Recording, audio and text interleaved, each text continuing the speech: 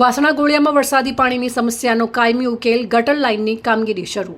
ડીસા તાલુકાના વાસણા ગોળિયા ગામમાં વર્ષોથી ચોમાસા દરમિયાન સર્જાતી વરસાદી પાણી ભરાવવાની સમસ્યાના કાયમી નિરાકરણ માટે ગટર લાઇન નાખવાની મહત્વપૂર્ણ કામગીરી શરૂ કરવામાં આવી છે। ગામના મુખ્ય માર્ગ પર ચોમાસા દરમિયાન વરસાદી પાણી ભરાઈ જતા ગ્રામજનો, શાળાએ જતા વિદ્યાર્થીઓ તેમજ વાહન ચાલકોને ભારે હાલાકીનો સામનો કરવો પડતો હતો। પાણી ભરાવવાને કારણે અવરજવર મુશ્કેલ બનતી હતી અને અકસ્માતની સંભાવનાઓ પણ વધતી હતી। આ સમસ્યાના કાયમી ઉકેલ માટે વાસણા ગોળિયા ગ્રામ પંચાયત દ્વારા રજૂઆત કરવામાં આવી હતી, જેના અનુસંધાને ડીસાના ટીડીઓ તેમજ લોકપ્રિય મંત્રી પ્રવીણભાઈ માળીના સહયોગ અને માર્ગદર્શન હેઠળ ગટર લાઇનના કામને મંજૂરી આપવામાં આવી છે। હાલ અંદાજે 1 થી 1.5 કિલોમીટર લાંબી ગટર લાઇન નાખવાની કામગીરી પૂરજોશમાં ચાલી રહી છે। આ કામગીરી પૂર્ણ થયા બાદ વરસાદી પાણીના નિકાલની વર્ષોથી ચાલતી સમસ્યાનો કાયમી અંત આવશે અને ગ્રામજનોને મોટી રાહત મળશે। આ વિકાસલક્ષી કામગીરી માટે વાસણા ગોળિયા ગામના પંચાયતના સરપંચ પતિ, ડેપ્યુટી સરપંચ, તમામ કમિટી સભ્ય, તલાટી કમ મંત્રી તેમજ ગામના આગેવાનોએ ટીડીઓ અને મંત્રી પ્રવીણભાઈ માળીનો હૃદયપૂર્વક આભાર વ્યક્ત કર્યો છે। ગટર લાઇનનું કામ પૂર્ણ થતાં ગામમાં વરસાદી પાણી ભરાવાની સમસ્યા દૂર થશે અને ગ્રામજનોને સુવિધાસભર વાતાવરણ મળશે।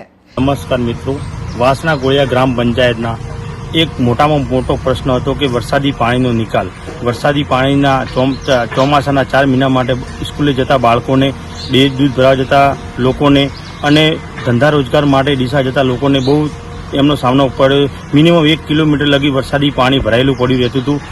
એના નિકાલ માટે આપણે વારંવાર રજૂઆત કરી અને એમનું આપણે સાહેબે બી એનું સાંભળી અને એનું નિરાકરણ માટે આપણે ગટર લાઇન પાસ કરી આપી અને એનું કામ ચાલુ છે। વરસાદી પહેલાં લગભગ આપણું બધું જ કામ પરિપૂર્ણ થઈ જશે। એના માટે અમારા પંચાયતના સભ્યો, ડેપ્યુટી સરપંચ, તલાટી કમ મંત્રી અને આપણા મંત્રી સાહેબ પ્રવીણભાઈ સાહેબ અને આપણા ટીડીઓ સાહેબ જેબી ચૌધરી સાહેબનો ખૂબ ખૂબ આભાર અને એમને આપણો પ્રશ્ન સાંભળી અને એના નિરાકરણ માટે આપણને ગટર લાઇન પાસ કરી દીધી, એનો ખૂબ ખૂબ આભાર એમનો। નમસ્કાર। આજે વાસણા ગોળિયા ગામની અંદર જે ગટર લાઇનનું કામ ચાલુ છે, જે એક કહેવત છે જૂના ગંડીઓની કે સીમનું ગામનું પાણી ગામનું, તો તમામ ખેતરોનું પાણી જે રસ્તામાં આવે છે, રોડમાં આવે એ ચોખ્ખું પાણી ગામની અંદર ગામના તળાવમાં જ નંખાશે। એના સિવાય કોઈ પણ પાણીનો ઉપયોગ નહીં થાય। જે ખેતરનું પાણી, રસ્તાનું પાણી, ચોખ્ખું પાણી તળાવની અંદર થાય। જે હાલ સરકારની યોજના પ્રમાણે અમારા સરપંચશ્રીએ એમના પોતાના વિચાર થકી એક વિચાર આવ્યો કે ગામના પાણી ગામનામાં જ ઉપયોગ આવે, તમામ ખેતરનું પાણી ભેગો થઈને આ તળાવની અંદર એક જ જગ્યાએ આવશે।